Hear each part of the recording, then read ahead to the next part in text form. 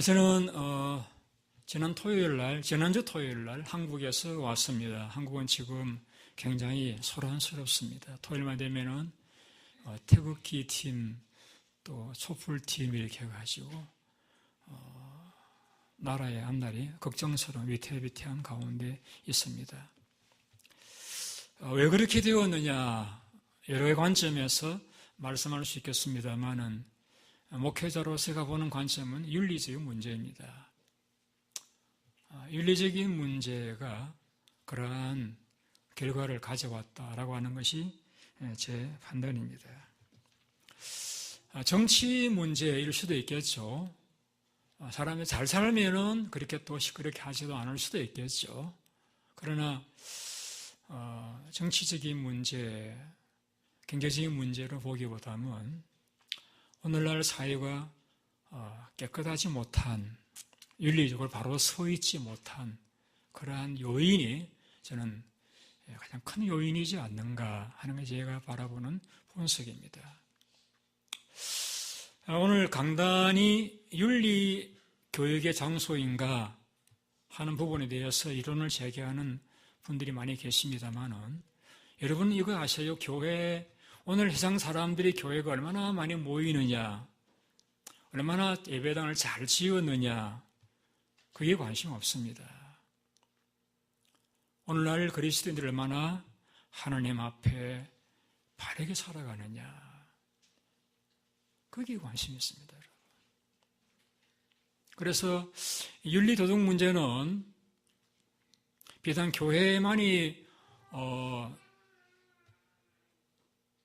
취급할 그러한 부분이라고 이야기할 수는 없습니다만은 교회가 윤리도덕 문제에 바로 서 있지 못하면은 우리 귀한 예수님이 세상에서 욕들을 수 있습니다. 교회가 세상에서 짓밟히는 소금으로 전락할 수 있습니다. 그리고 우리 교회가 깨끗해져야 되고 우리 성도님들이 윤리도덕 수준이 높아지셔야 되고 우리가 바로 살아가는 이것은 선택의 문제가 아니라 생존의 문제라는 것을 여러분이 잊지 않았으면 좋겠습니다. 저는 제가 연락드려서 만나본 분들은 없습니다만은 이제 어떻게 소식을 알고서 제 연락 와서 몇 분들을 만났는데 그 중에서 제가 좀 놀라웠던 이야기는 단기간에 수천 명 모이는 큰 교회를 김해 외곽에 이루었던 교회 목사님에 대한 이야기였습니다. 저는 그분의 이야기를 책을 통해서 들었고 또 목사님들의 이야기를 통해서 들었습니다. 들판에 세워진 교회이지만은 수천 명이 주일마다 그래 몰려드는 대교회를 이루었습니다. 그런데 거기 목사님이 갑자기 사임을 하셨다는 것입니다. 놀라서 왜 그래요 했더니 윤리 문제, 비윤리적인 문제로 사임했다는 것입니다. 그러나 윤리 문제는 우리가 선택할 수 있는 그러한 부분이 아니라 개인과 교회와 나라를 생존의 문제를 결정짓는 생존의 문제라는 것을 우리가 좀 깊이 생각을 하셔야 됩니다. 오늘날 절실히 요구되어지는 사람은 똑똑하신 분, 또 지식이 많으신 분들도 필요하겠지만은 깨끗하신 분, 바로 서 계시는 분, 그 사고의 깊이가 있는, 그래서 오늘 물질을 풍부한 시대이지만은 물질의 지배를 받지 않고 물질을 오히려 지배할 수 있는 그러한 내적인 역량이 갖추어진 그러한 사람을 이 시대는 요구하고 있습니다. 제가 뉴스를 보면서 안타까웠던 것은 오늘날 많은 사람들이 자살하고 있습니다. 젊은이들이 대학 공부하면서 낸 학비 융자를 갚지 못하고 직장은 얻지 못하고 그래서 생명을 끊어버리는 그러한 일들 참 안타까웠습니다. 그리고 한 병실에 계시던 환자분이 그런 말을 했습니다. 아이 노인들, 자기도 노인인데 노인들을 다 이렇게 모아가지고 산소에 갖다 버렸으면 좋겠다. 왜 그런 말을 했을까? 곰곰이 생각해 보았습니다. 오늘날 한편에서 노인이 환영받는 편리함이 있는 것 사실입니다. 지하철을 공짜로 이용할 수 있습니다.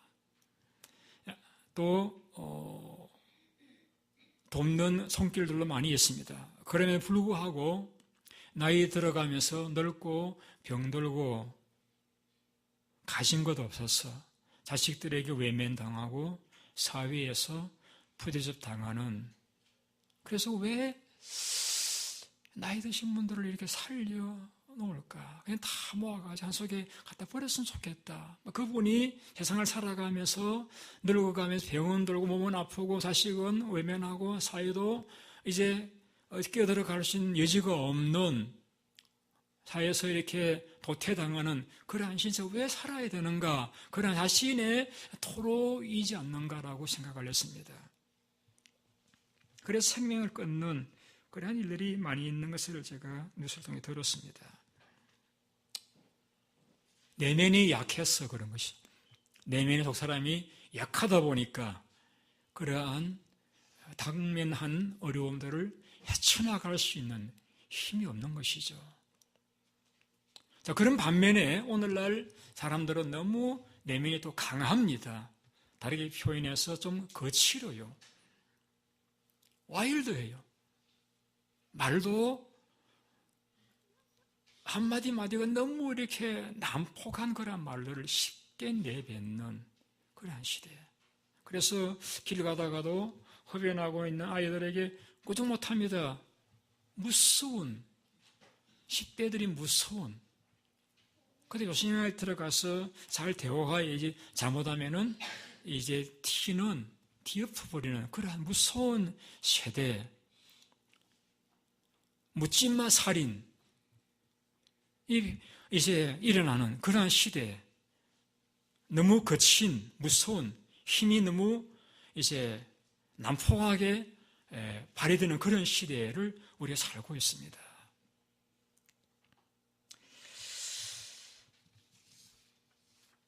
오늘 성경에서 세례 요한의 성장 과정을 설명하면서 말씀 좀 띄워주세요.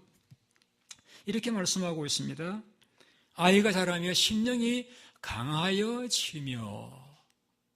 자, 이 아이라고 하는 것은 세례 요한이죠. 이 세례 요한의 성장 과정의 특징이 무엇이냐면은 그가 자라가면서 몸만 성장한 것이 아니라 그 내면이 강하여졌다라고 했습니다. 내면이 강하여졌다.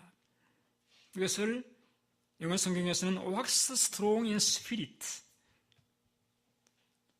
성령에 의해서 왁스되어진, 성령에 의해서 강하게 되어진, 그래서 내면이 강한, 그래서 죄악을 이길 수 있는, 유혹을 이길 수 있는, 불의를 거부할 수 있는, 진리의 길을 걸어갈 수 있는, 하나님께 순종할 수 있는 그 내면이 강한 자가 되어졌다는 것이죠.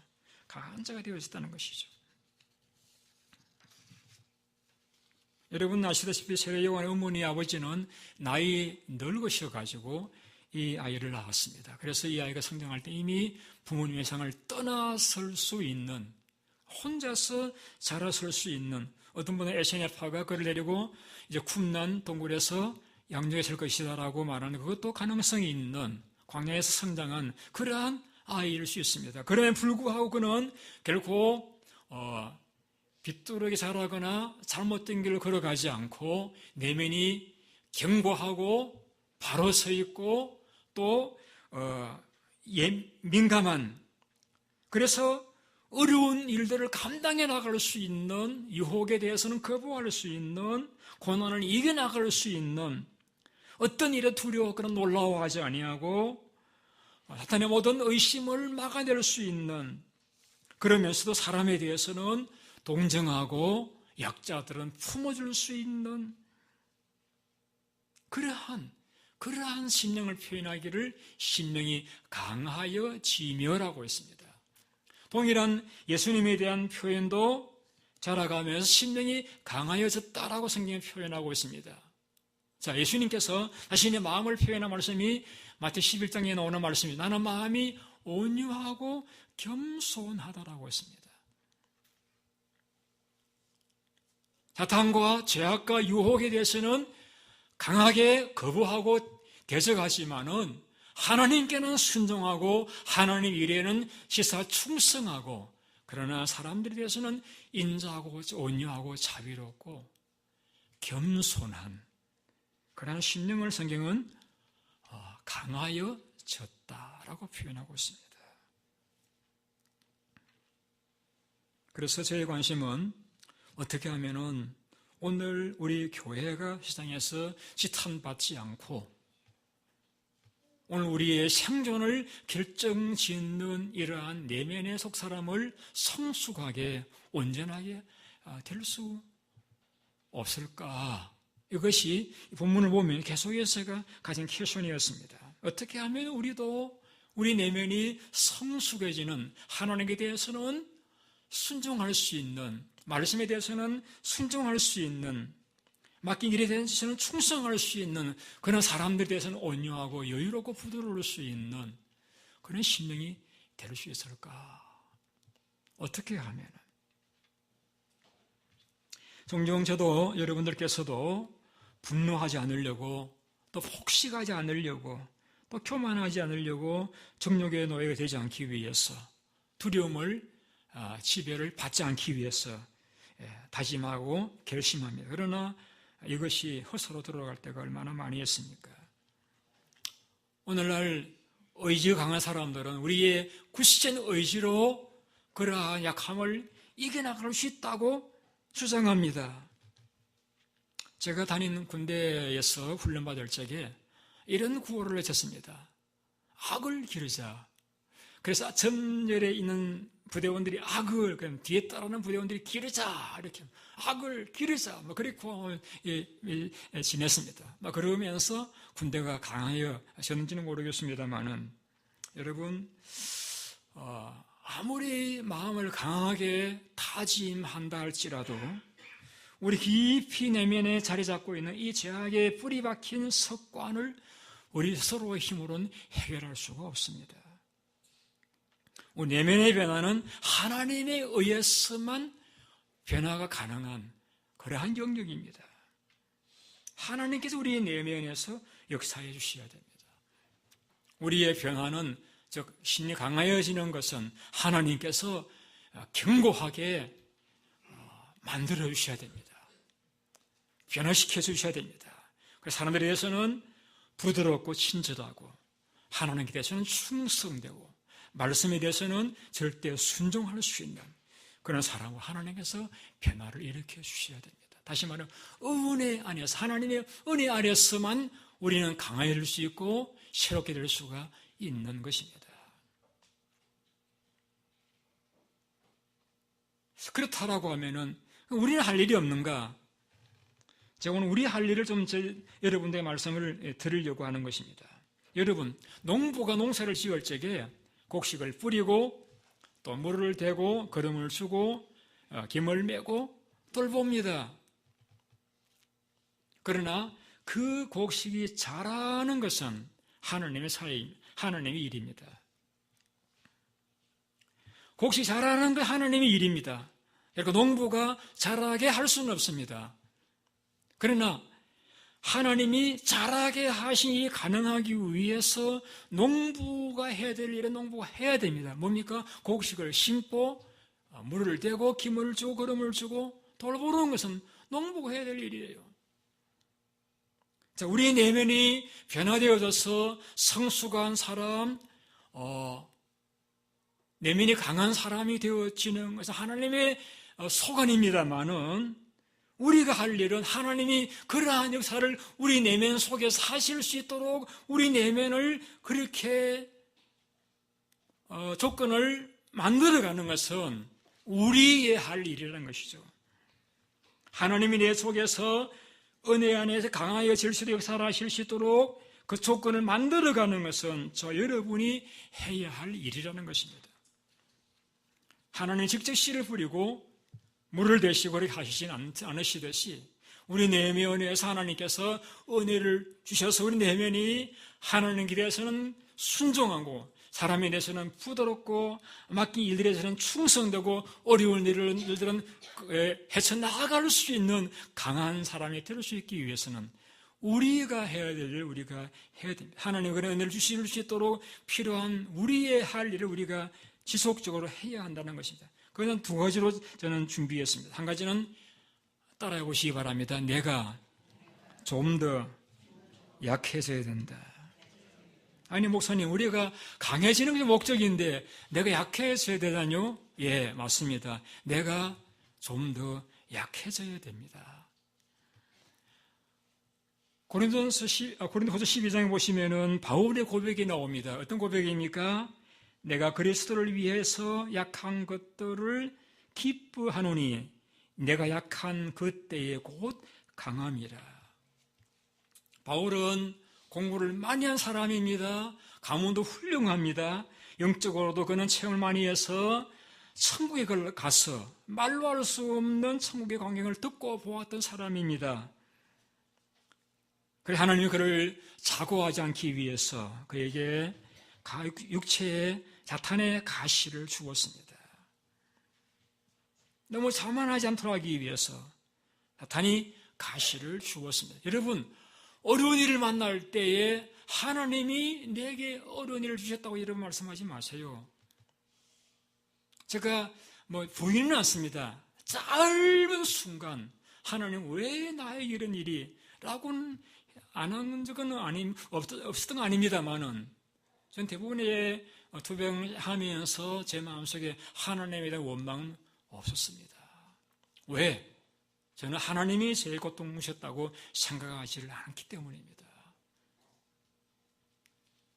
바울도 얘기했잖아요. 사탄의 가시라고 했고 욥에게도 사탄이 와서 욥에게 재산을 뺏어가고 자녀의 생명을 거두어가고 병을 가져다 주었잖아요. 하나님이 아니셔요. 하나님은 뭘 하시냐? 하나님은 허락하셨죠. 그래, 오케이, 해봐. 그러나 생명은 안 된다.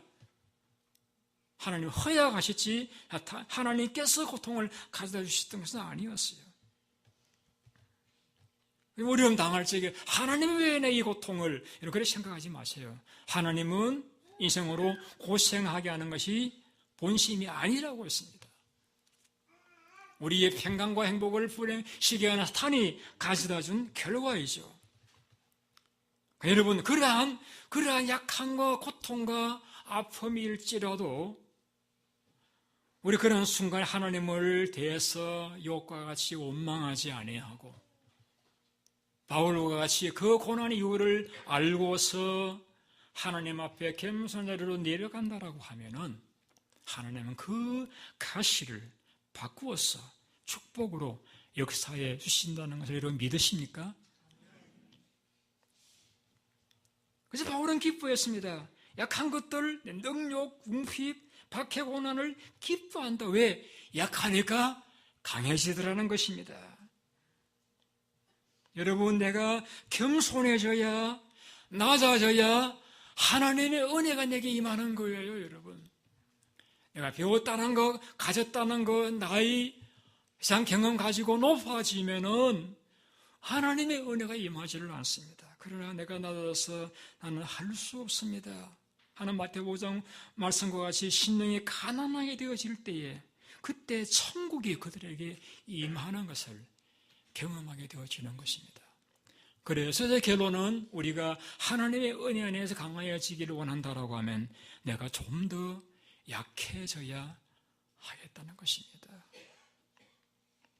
좀 더 낮아져야 하겠다는 것입니다. 내가 아파 보아야 아픈 사람들의 상처를 건드리는 말을 하지 않고 어루만질 수가 있고 내가 혼자 되어 보아야 혼자 살아가는 사람의 고독이 얼마나 고통스러운 것인지를 깨달을 수 있는 것입니다. 내가 약할 때 비로소 우리는 하나님 앞에 손을 들고 하나님 저를 불쌍히 여겨 주옵소서라고 기도하는 자가 될 수 있기 때문입니다. 이런 말이었습니다. 부족한 만큼 강하다.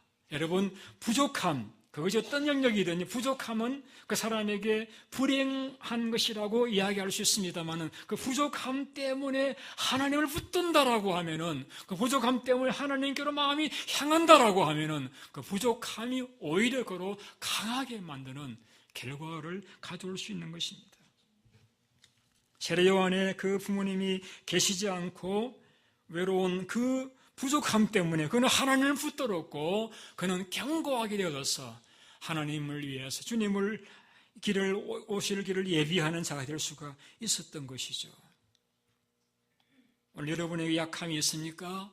건강의 문제입니까? 재산의 문제입니까? 삶의 어려움입니까? 어떤 심령의 고통입니까? 여러분, 그 약함이 결코 내가 복이 없어서 나타난 결과로 생각하지 마십시오. 그 약함 때문에 여러분이 하나님께로 나아가신다라고 하면은 그 약함은 복이 없음이 아니라 도리어 복이 될 수 있는, 그래서 많은 분들이 이렇게 이야기하죠. 고난은 변장하고 찾아온 뭐라고요? 축복이라고요. 축복이라고요. 한번 따라해 보실까요? 내가 좀 더 약해져야 됩니다. 그래야 우리는 하나님의 강하게 하시는 은혜의 물길이 우리에게로 흘러 들어올 수가 있기 때문입니다.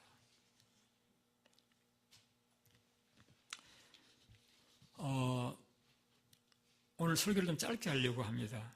일부 예배 해보니까 시간이 얼마 안 걸리더라고요. 그래서 마지막 두 번째, 하나님의 약속을 붙들어야 됩니다. 여러분에게 하나님의 은혜가 흘러 들어오는 신이 강해질 수 있기 위해서 여러분 하나님의 약속을 붙들으셔야 됩니다. 이상하게요, 믿음이 들어오면은 의심과 두려움은 떠나갑니다. 그 믿음 하나님의 말씀으로 말미암는다라고 로마 10장에서 말씀을 했습니다. 그래서 우리가 하나님 은혜가 임하는, 하나님 역사하실 수 있는 그러한 삶을 계속해서 살아갈 수 있는 환경을 내가 만들어 가야 되는데, 그것은 무엇이냐면은 내가 하나님의 말씀을 견고하게 붙드는 것입니다. 우리가 구약에서 하나님이 귀하게 사용하셨던 위대한 인물들을 보면은 고난이 없었던 인물들이 아니에요. 고난이 많았습니다. 어려움이 많았습니다. 그런데 공통적인 것은 그들이 하나님의 말씀을 받았습니다. 하나님의 약속을 받았습니다. 모세에게 내가 그들에게서 건져내고 내가 반드시 너와 함께 있으리라. 출애굽기 3장 12절 말씀. 여호수아에게 내가 모세와 함께 있었던 것 같이 내가 너와 함께 있을 것이며 내가 너로 버리지 아니하며 떠나지 아니하리라. 강하고 담대하라. 두려워하고 놀라지 말라. 바울에게 밤의 환상 가운데 말씀하시기를 두려워하지 말며 침묵하지 말고 말하라. 내가 너와 함께 있을 것이다. 바울아, 두려워하지 마라. 담대하라. 내가 로마에서 선거하여 하리라. 내가 가이사 앞에 서야 할 것이다. 여러분이 안심하라. 나는 내게 말씀하신 하나님이 말씀대로 그대로 되리라고 하나님을 믿노라. 공통점이 무엇입니까? 어려움이 없어서 그들이 성공하는 삶을 살아갔던 것이 아니라 어려운 가운데서도 하나님의 말씀을 붙들었습니다. 내가 반드시 너와 함께 있을 것이다. 제가 아프자 한 자매님이 전화가 왔습니다. 목사님, 우리 가르치실 적에 어려움 당할 적에는 하나님의 말씀을 들어야 하신다고 가르쳤는데 이제 목사님이 받은 말씀이 무엇입니까? 라고 물었습니다. 그래서 제가 이렇게 대답했습니다. 제가 받은 말씀은 시편 23편 6절 말씀. 내 평생에 선하심과 인자하심이 반드시 나를 따르리니 내가 여호와의 집에 영원히 살리로다. 안면마비는 제게 너무나 충격적인 일이었습니다.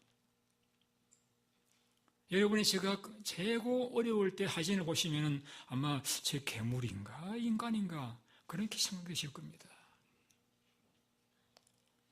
목사로서는 제 마음속에 캐선이 무엇이냐면, 내가 보면은 곱수도 목사님으로 일을 하시고 또 다리가 불편하시 일을 하시는데 안면마비 되어서 과연 얼굴을 바라보는 교인들 앞에서 설교할 수 있을까?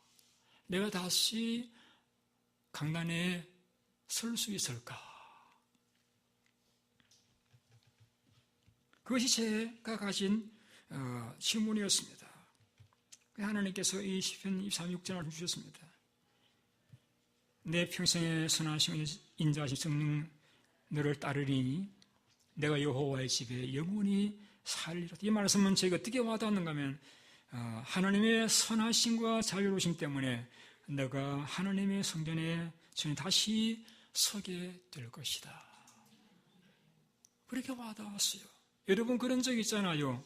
어려움을 당하면은 많은 분들이 이야기합니다.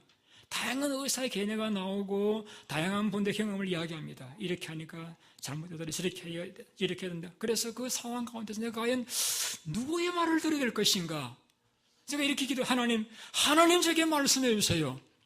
다 경험담에 나온 이야기, 옳은 이야기를 들으신데 제가 어느 분의 말을 듣고 제가 행동 옮겨야 되겠습니까? 하나님 제게 해주시는 말씀이 무엇입니까? 이 말씀이었습니다. 하나님의 선한 인자심이 나를 따르네. 내가 여호와의 영원히 살리로다. 여러분, 하나님 말씀을 받은 사람은 어려운 가운데서도 견고할 수가 있고 어려움을 뛰어넘을 수 있고 나아가서 평강 가운데서 달려가는 자가 될 수 있고 7번 넘어서도 다시 일어설 수가 있는 거예요. 그 하나님의 말씀을 붙들었기 때문입니다. 때로 하나님께서는 사람들을 통해서도 말씀하십니다. 우리 교회 이비인후 권사님들이 2분이 계십니다. 제가 그분들에게 많은 도움을 받았습니다. 목사님 조금도 염려하지 마세요. 시간 지나면 다 회복됩니다. 그림을 그려가시면서 우리 얼굴에는 5개 신경이 귀 뒤로부터 이렇게 나오는데 이마, 눈, 코, 입, 목으로 가는데 현재 목사님 케이스는 대상포진 바이러스가 5개 신경을 다 잡아먹은 것입니다. 얼마나 잡아먹힌 것인지 한번 검사를 해보십시오. 검사해보니까 토피카에 가는 검사해보니까 70%가 망가졌어요. 한국에 나가 또 검사했더니 그동안 더 악화되어져 가지고 99%, 예수는 100%가 신경이 망가져 버렸어요. 의사는 저에게 이렇게 이야기합니다. 귀 뒤를 열고 귀 감압 수술을 통해서 수술을 해야 절반이라도 회복이 됩니다. 그런데 청각이 떨어질 수도 있습니다. 그래서 제가 너무 놀래가지고 뭐라고요? 아니, 박종창 씨 한 가지입니다. 수술할래요 말래요? 너무 손상된 정도 심하니까 수술해야 된다는 겁니다. 제가 어떻게 합니까? 잘 모르니까 또 전화드렸죠. 전화해가지고 이렇게 저렇게 이야기하는데 어떻게 해야 됩니까? 목사님 안 하셔도 이 신경은 하나님 만드셨는데 한별의 일이 이제 딱딱 자라나게 되어 있기 때문에 시간 지나면 자동으로 회복되니까 수술할 필요가 없습니다. 수술을 안 했어요. 그 뒤에도 몇 차례 수술하라는 공고가 들어왔습니다. 저는 안 했습니다. 왜? 우리 교회에 계시는 의사선생님들의 말씀을 제가 믿었기 때문입니다.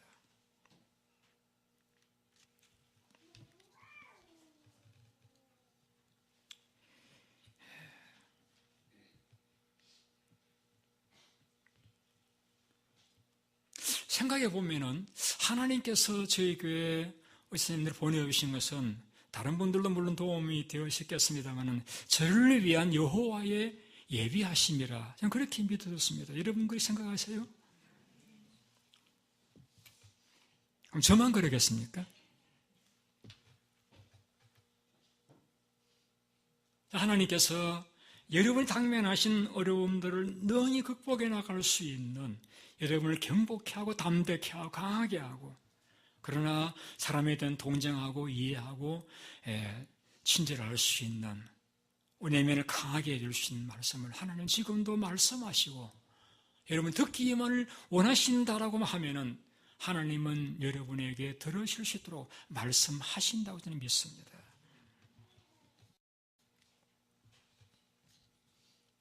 말씀을 마치고자 합니다.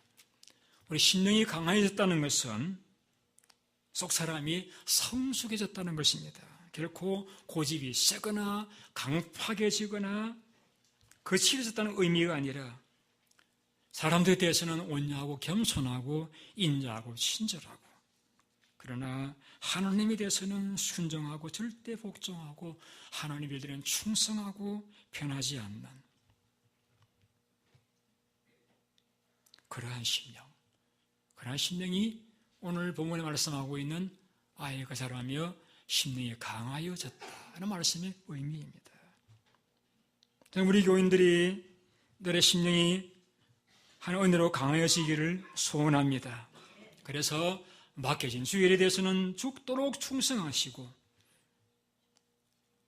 하나님의 말씀 앞에는 절대적으로 순종하시고, 사람들에 대해서는 친절하고 온유하고 겸손한, 내 것만 생기지 않고 남을 도와줄 수 있는, 비난을 받았을 때 화내지 않고 그걸 받아들일 수 있는 너그러운, 고통당하는 사람과 함께 울어줄 수 있는, 약한 사람들을 업어줄 수 있는,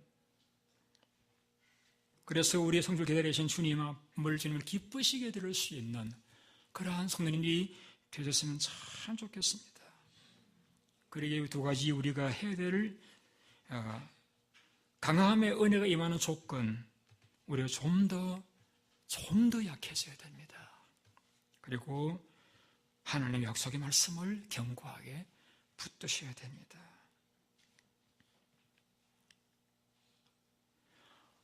제가 신문에 본 이야기입니다. 백세를 사신 분이 자기 인생에서 제일 행복했던 때가 언제냐는 질문을 듣고서 65세부터 80세까지였다라고 대답을 했습니다. 왜 그랬을까? 생각하면 그 말이 맞는 것 같아요. 그 나이 되면은 아이들 대부분 다 키워서 시집장가 보냈을 때이고, 직장 은퇴하고 이 노령 받아서 평안히 아내하고 행복하게 살리 그런 시기잖아요. 우리 교인들의 연령이 점점 많아져 가시죠. 여러분들은 제일 행복할 수 있는 시기를 지금 들어서 계시는 거예요.